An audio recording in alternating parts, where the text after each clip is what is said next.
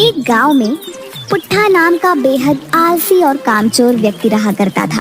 उसके आलसीपन के कारण गांव के सभी लोग उससे बेहद परेशान थे। वह सारा दिन पड़े पड़े बस ऊंचे ऊंचे सपने देखा करता था।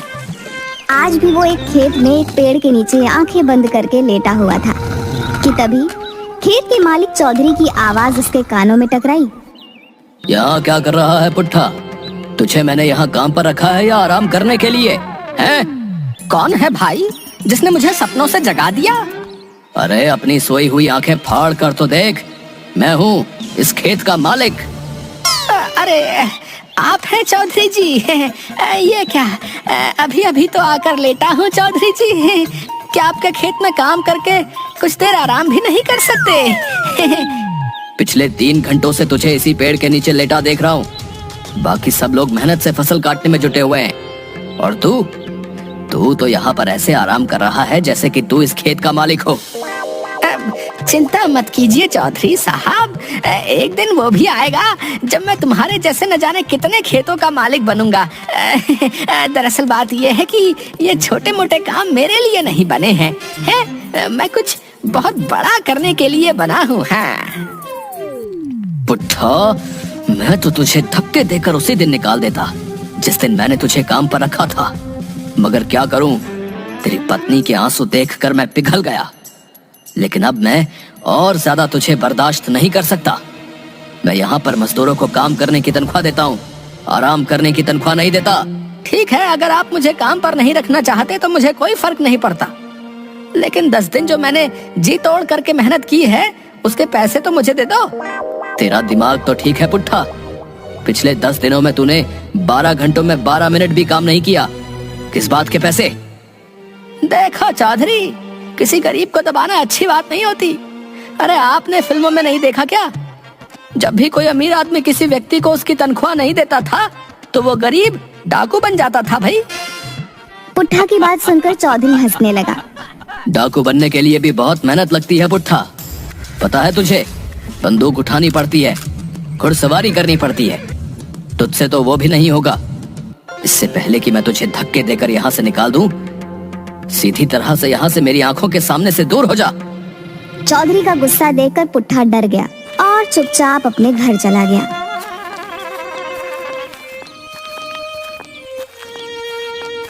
दोपहर के वक्त पुट्ठा को घर पर देखकर उसकी पत्नी शर्मीली को गुस्सा आ गया। अरे इतनी जल्दी काम से कैसे आ गए? तुम्हारा काम तो शाम को खत्म होता है ना?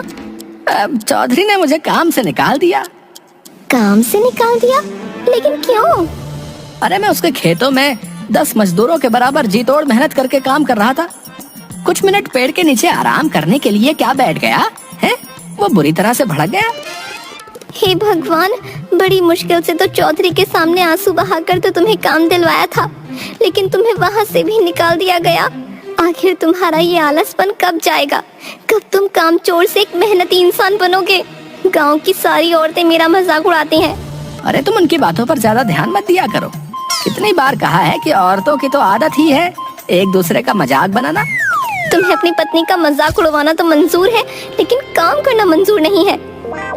अरे और पत्नियों को तो शिकायत रहती है कि उनके पति उनके साथ ज्यादा समय नहीं बिता पाते। तुम्हें तो खुश होना चाहिए शर्मिली कि तुम्हारा पति तुम्हारे हमेशा आसपास रहता है। इस तरह से तुम्हारे आसपास होने से मुझे क्या फायदा? इससे तो अच्छा तुम गायब हो जाओ। रसोई घर में कल रात ही आटा खत्म हो गया और राशन भी बिल्कुल नहीं है। मुझे कोई मतलब नहीं है, कहीं से भी लाओ पर राशन लेकर आओ। मैं राशन कहाँ से लेकर आऊँगा शर्मिली? चौधरी ने मुझे 1 पैसा भी नहीं दिया। पैसे काम करने के दिए जाते हैं, आराम करने के लिए नहीं दिए जाते। जो भी हो, मैं तुम्हें काम पर लगवाते लगवाते तंग आ चुकी हूँ। जाओ किसी से उधार मांग कर लाओ या डाका डाल कर लाओ, लेकिन आज तुम्हें महीने भर का राशन लेकर आना है। उसके बाद तुम महीने भर आराम से चाहे तो सोते रहना, मैं तुमसे कुछ नहीं बोलूंगी। और सुनो, राशन लिए बगैर घर में घुस मत जाना। इतना कहकर शर्मिली ने वहाँ रखा चाकू गुस्से से उठा लिया। ये क्या कह रही हो शर्मिली? मैं तुम्हारा पति हूँ, क्या तुम मुझे मारकर विधवा बनोगी? इससे तो अच्छा मैं विधवा ही सही रहूंगी। कम से कम मुझे सुकून तो होगा कि मैं विधवा हूँ, मेरा पति मर चुका है। शर्मिली का गुस्सा देख पुट्ठा तुरंत बाहर आ गया और बड़बड़ाते हुए बोला, हे भगवान, बच गया आज। ये शर्मिली को आज क्या हो गया? आज तो मेरी खैर नहीं। आज तो शर्मिली ने साक्षात काली का रूप ले लिया। लेकिन मैं राशन कहाँ से लेकर आऊंगा? गांव के हर व्यक्ति से तो मैं उधार मांग चुका हूँ। कोई तरकीब तो निकालनी पड़ेगी, नहीं तो आज शर्मिली मुझे नहीं छोड़ेगी। हाँ। तभी शर्मिली अंदर से चीख कर बोली, बाहर खड़े मत रहो, महीने भर का राशन लेकर आओ। जाता हूँ। पुट्ठा तेजी से बाजार की ओर चल दिया।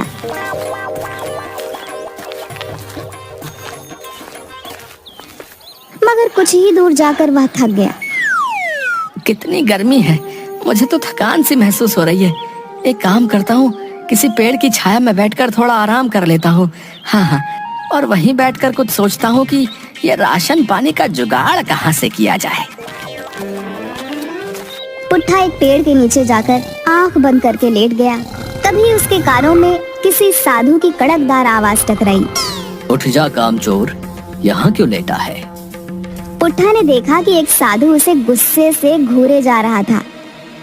अब तुम्हें मेरे यहाँ आराम करने से क्या दिक्कत होने लगी साधु जी? हैं? मुझे परेशान मत करो। अच्छा खासा मैं सपनों की दुनिया में खोया हुआ था। जिस पेड़ के नीचे तू सपने देख रहा है, वो पेड़ मेरा है। क्यों? इस पेड़ पर तुम्हारा नाम लिखा है क्या? हैं? इस समय मैं इस पेड़ के नीचे बैठकर तपस्या करता हूँ। तपस्या करनी है साधु जी तो हिमालय की चोटी में जाकर तपस्या करो, भगवान प्रसन्न होंगे। मैं तेरे बारे में सब जानता हूँ। तो इसमें नई बात क्या है? मैं इसी गांव का रहने वाला हूँ, वो तो सभी जानते हैं। मैं जानता हूँ कि तू इस वक्त क्या सोच रहा है। पुट्ठा उठकर खड़ा हो गया। क्या सोच रहा हूँ बताओ? तू सोच रहा है कि तू महीने भर का राशन कहाँ से लेकर आएगा और कैसे लेकर आएगा। अरे आप तो वाकई बहुत पहुँचे हुए साधु हैं, लेकिन इससे मुझे क्या घंटा फर्क पड़ता है? अरे मन की बात है तो बहुत से साधु बता देते हैं, पर मदद कोई नहीं करता। पुट्ठा की बात सुनकर साधु मुस्कुराते हुए बोला, अगर मैं तेरी मदद करूँगा तो क्या तू मेहनती बनेगा? जब तुम मेरी मदद करके मुझे धन दौलत दे दोगे तो मुझे मेहनती बनने की क्या जरूरत है? लेकिन वो सब बातें बात की हैं, तुम मेरी मदद कैसे कर सकते हो? पुट्ठा की बात सुनकर साधु ने अपना हाथ हवा में घुमाया कि अचानक एक मुर्गी साधु के हाथ में आ गई। अरे साधु जी, आप तो जादूगर भी मालूम होते हो। ये जादू नहीं मूर्ख, सिद्धि है। तुझ जैसा आम इंसान नहीं समझेगा। अब मेरी बात को ध्यान से सुन। इस मुर्गी को अपने घर ले जा। क्या साधु जी हैं? इस मुर्गी का भला मैं अचार डालूंगा? अरे मैं और मेरी पत्नी तो शाकाहारी हैं। मूर्ख व्यक्ति, पहले मेरी बात तो पूरी सुन। ये मुर्गी रोज एक अंडा देगी। समझ गया साधु महाराज, आगे बोलने की जरूरत नहीं है और मैं उस अंडे को बाजार में बेच दूं। मूर्ख, ये तुझे रोज सोने का अंडा देगी। तू उस सोने के अंडे को रोज बाजार में बेच आना। धीरे धीरे करके तू अमीर हो जाएगा और तेरे सारे सपने पूरे हो जाएंगे। इसमें तो बहुत वक्त लग जाएगा साधु जी। मैं रोज रोज करके इसका अंडा देने का इंतजार नहीं कर सकता। मुझे आप ऐसी मुर्गी दे दीजिए जो एक बार में ही ढेर सारे सोने के अंडे दे दे, और फिर ये मुर्गी तो कल से अंडा देगी। मुझे तो अभी महीने भर का राशन लाना है। साधु ने क्रोधित होकर अपना हाथ दोबारा हवा में लहराया और मुर्गी गायब हो गई। तू सिर्फ कामचोर ही नहीं बल्कि मूर्ख भी है। अब जो भी हो साधु जी, मुझे तो तुरंत अमीर बनना है। साधु ने अपना हाथ फिर से लहराया कि तभी उसके हाथों में एक कुल्हाड़ी आ गई। ये ले, इस कुल्हाड़ी को अपने साथ लेकर जा। इस कुल्हाड़ी की खासियत ये है कि तू इस कुल्हाड़ी को जिस पेड़ पर भी चलाएगा, ये कुल्हाड़ी उस पेड़ को अपने आप काट देगी और तू उन लकड़ियों को बाजार में बेच आना। ये कैसी बातें कर रहे हैं साधु जी? हैं? कुल्हाड़ी ही देनी थी तो सोने की देते। अब आप ही बताइए, लकड़ियां बेचने तो मुझे बाजार जाना पड़ेगा ना, उसमें मेहनत लगेगी, वो मैं नहीं कर सकता। पुट्ठा की बात सुनकर साधु बुरी तरीके से झुंझला गया। तो फिर तुझे क्या चाहिए? साधु की बात सुनकर पुट्ठा बहुत ही गहरी सोच में डूबते हुए बोला, फिलहाल तो मुझे आपके पास जितने भी पैसे हो वो मुझे दे दीजिए, ताकि मैं महीने भर का राशन भरवा लूं। पुट्ठा की बात सुनकर साधु ने एक नोट निकालकर पुट्ठा को थमा दिया। ये ले। ये तो सिर्फ 50 रुपए है। इससे महीने भर का राशन तो क्या, आज का भी राशन नहीं आ पाएगा। आपको पता भी है महंगाई कितनी हो गई है। कहाँ तो आप सोने का अंडा देने वाली मुर्गी मुझे दे रहे थे, और आपकी अपनी जेब से निकला क्या, सिर्फ 50 रुपए। मूर्ख व्यक्ति, मैं अपने पास सिर्फ उतने ही पैसे रखता हूँ जितना मैं अपने पेट में अन्न ग्रहण कर सकूं। बाकी सिद्धि और मोह माया की बातें तेरे जैसा बेवकूफ क्या जाने। तेरा कुछ नहीं हो सकता। इतना कहकर साधु वहाँ से चला गया। चलो कम से कम 50 रुपए तो मिले। पुट्ठा 50 रुपए लेकर बाजार घूमने लगा। तभी पुट्ठा की नजर गांव में बनी एक नई छोटी सी दुकान पर पड़ी, जहां पर गरम गरम समोसे बन रहे थे। लगता है ये दुकान नई है, और समोसे बनाने वाला भी इस गांव में नया लगता है। ये समोसे की खुशबू बहुत अच्छी आ रही है। चलो एक काम करता हूँ, कुछ समोसे इसी 50 रुपए के खरीद लेता हूँ। अगर राशन का जुगाड़ नहीं हुआ तो शर्मिली समोसे खाकर ही पेट भर लेगी। कम से कम समोसे खाकर उसका गुस्सा तो शांत हो जाएगा। पुट्ठा सीधा समोसे की दुकान पर चला गया। पुट्ठा दुकानदार से बोला, लगता है इस गांव में नए हो। जी बाबू साहब, कुछ दिन पहले ही मैंने दुकान खोली है। सुना है इस गांव में काफी खुशहाली है। हाँ हाँ वो तो है। वैसे एक समोसा कितने का दे रहे हो? 5 रुपए का एक समोसा है। इस महंगाई ने भी कमर तोड़ दी है भैया। हमारे बचपन में 1 रुपए के 5 समोसे आया करते थे। वो जमाने लद गए साहब। शहर में तो ये समोसा 10 रुपए का मिलता है। सही है, ये लो 50 रुपए। 10 समोसों का पैकेट बना देना। मैं कुछ देर बाद आपसे आकर ले लूंगा, ठीक है? ठीक है। पुट्ठा समोसे वाले को पैसे देकर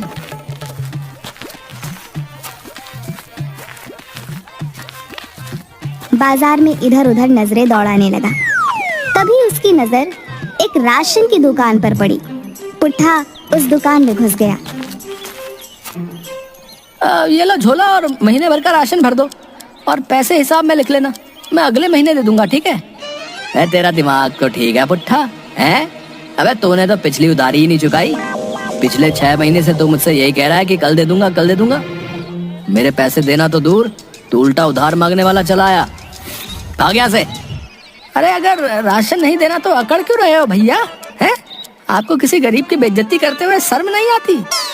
अबे तू पिछला उधार दिया नहीं और नया उधार मांगने और आ गया। तेरी आरती उतारू क्या है बे? देख पुट्ठा, मैं तुझे 1 रुपए का भी उधार नहीं देने वाला। सबसे पहले पिछली उधारी चुका, और उसके बाद जो भी सामान खरीदना है नगद खरीद। तभी दुकानदार के पास उसका नौकर भोला आ गया। दुकानदार भोला से बोला, अरे भोला, वो जो समोसे वाला है, उससे तू मेरी पत्नी का हार छुड़वा आया क्या? हाँ साहब, मैंने उसे पूरे पैसे दे दिए। भोला की बात सुनकर पुट्ठा सोच में पड़ गया। उसने आंखों के इशारे से भोला को अपनी ओर बुलाया। इतनी बड़ी राशन की दुकान का मालिक होकर इसने उस समोसे वाले को अपनी पत्नी का हार क्यों दे दिया? अरे वो समोसे वाला जो है ना, समोसे के साथ साथ ब्याज का भी काम करता है। मालिक को पैसों की जरूरत थी, तो उन्होंने अपनी पत्नी का हार समोसे वाले के यहाँ गिरवी रख दिया। आज पैसे देकर वो हार छुड़वा लिया। तभी पुट्ठा के दिमाग में एक विचार आया। बड़ा अकड़ रहा था ना, अभी तुझे बताता हूँ।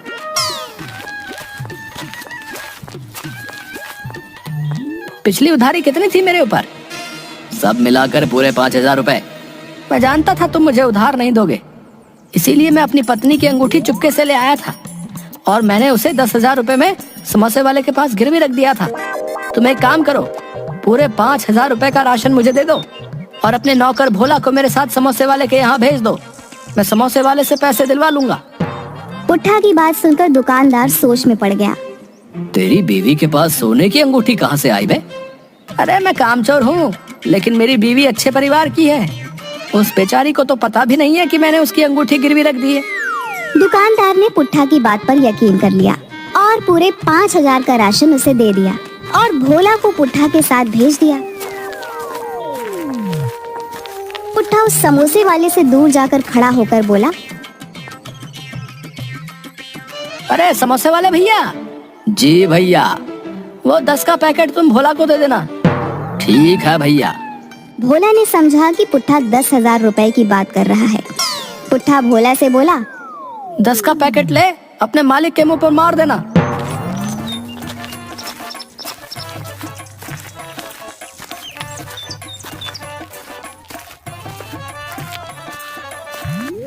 राशन देखकर शर्मीली हैरत में पड़ गई।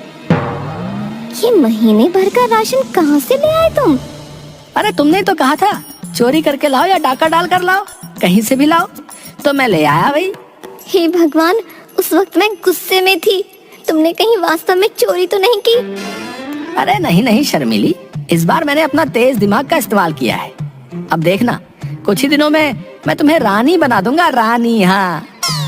पुट्ठा ने इतना कहा ही था कि तभी राशन वाला पुलिस लेकर वहां पहुंच गया और पुट्ठा की सारी करतूत पुट्ठा की पत्नी को बता दी।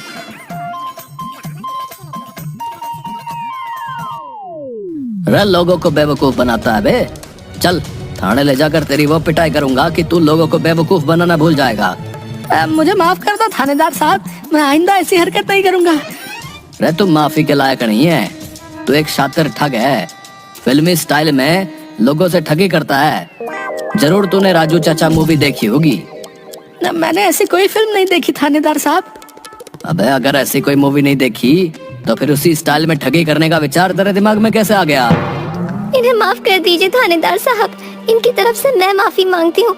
ये जो राशन दुकानदार साहब को बेवकूफ बनाकर लाए हैं, मैं वो पूरा राशन वापस करने को तैयार हूँ। इतना कहकर शर्मीली ने सारा राशन उस दुकानदार को पकड़ा दिया। पुलिस वाले को तो शर्मीली के ऊपर तरस आ गया और उसने पुट्ठा को छोड़ दिया।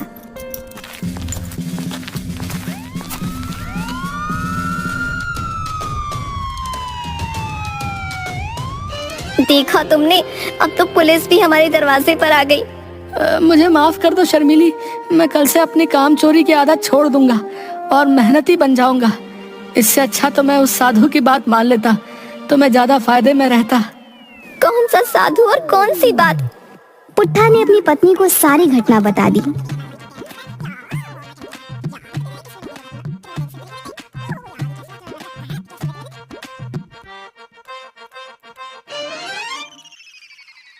साधु ने बिल्कुल सही कहा था, तुम वाकई एक बेवकूफ आदमी हो। अपने नाम के मुताबिक पुट्ठा के पुट्ठा ही रहोगे। उस रात शर्मीली और पुट्ठा भूखे ही सो गए और अगली सुबह शर्मीली जब आंख खोलती है तो शर्मीली ने देखा उसके बगल में कुछ पैसे रखे हुए थे। शर्मीली ने तुरंत अपने पति पुट्ठा को उठाया। ये पैसे कहाँ से आए? पैसों को देखकर पुट्ठा सोच में पड़ गया।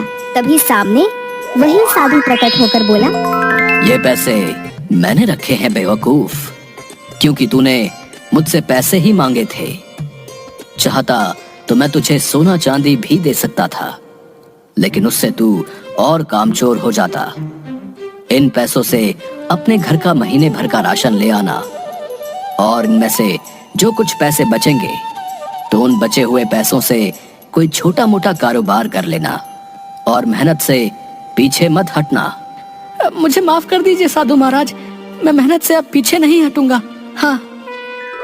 साधु मुस्कुराता हुआ वहां से गायब हो गया और पुट्ठा देखते ही देखते मेहनती और एक सफल कारोबारी बन गया। कुछ ही सालों में वो गांव का सबसे अमीर आदमी बन गया। आज पुट्ठा की गिनती सफल व्यापारियों में होती है